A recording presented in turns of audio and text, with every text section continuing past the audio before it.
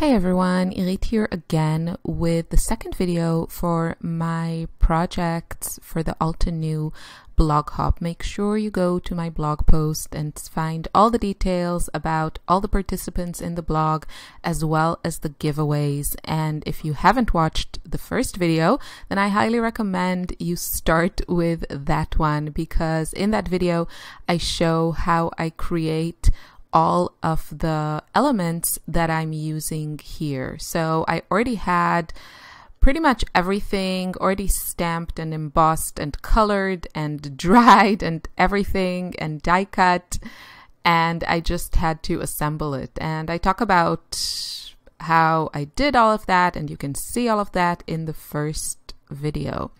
So this is my second layout, and I decided to use the Fancy Frames stamp set and dies as photo frames, and I think that just looks so cute. I really love using circular elements in my scrapbook pages and in my art journals, and I think these are fantastic, and they would also look great, of course, on a card, also in an art journal. So lots of things you can do with those.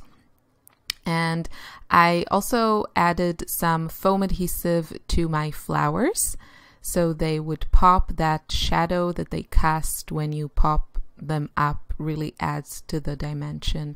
And of course I did the same with the photos and the frames.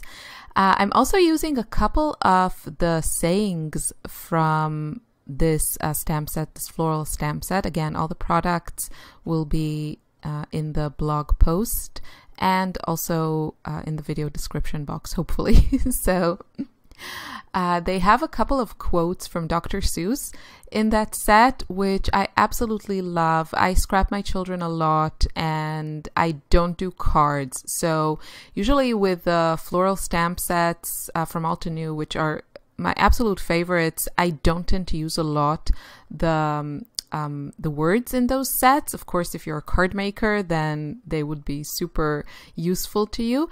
But this worked so well also on a layout, and I really enjoyed including that element. It also looks good. Yes, I was a little bit stressed stamping right on my background, but I was brave and I did it. So I want to use these kind of half frames also as an embellishment. You can see I'm using a white cardstock. It just makes everything pop, very clean and crisp looking, which I love.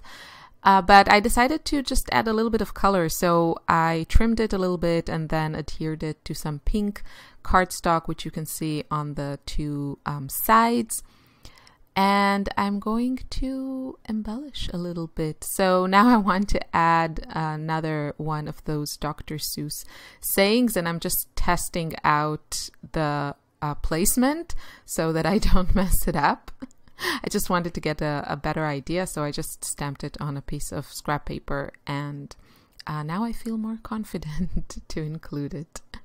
So the word grow is from this chipboard sticker sheet that you can see there on the left side. That's an older Maggie Holmes sticker sheet, and I thought about using another element, but I think I end up just staying with the products that I made myself, or the embellishments that I made myself, just because I liked the way that that looked best.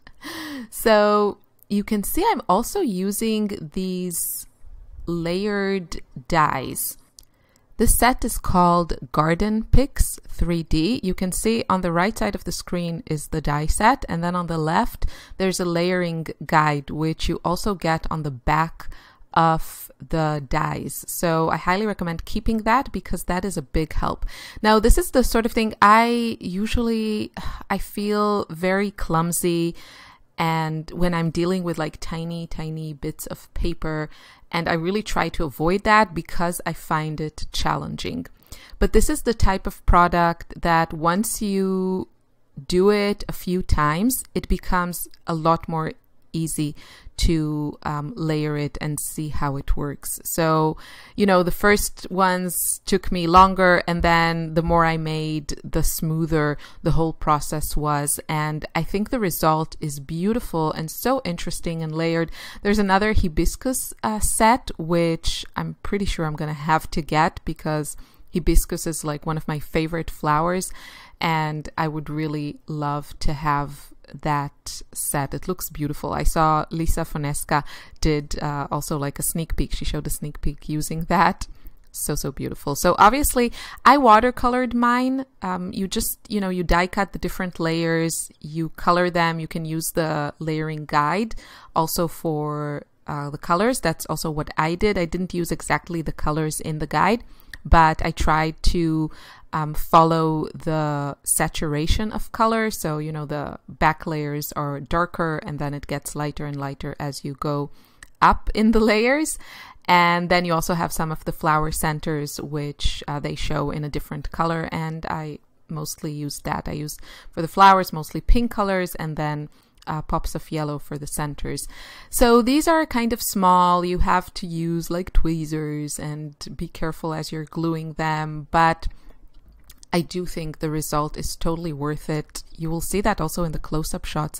It's so beautiful. I mean, you can do also so many things. What I love about having, you know, these stamps and these die sets, you can customize these. You can make as many as you want. I always treasure those, you know, florals that I get in ephemera packs, and having stamps just eliminates that whole thing. I can make as many as I want and use them on every single layout and never run out. So I just used white paper and I colored it, but you can use something like colored cardstock, and that would save you the coloring part. I love my watercolors, so I'm just showing you the set.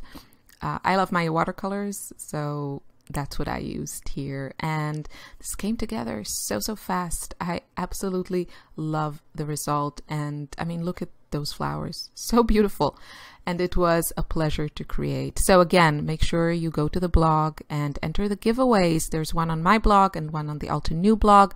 I wish you a wonderful day. Bye bye.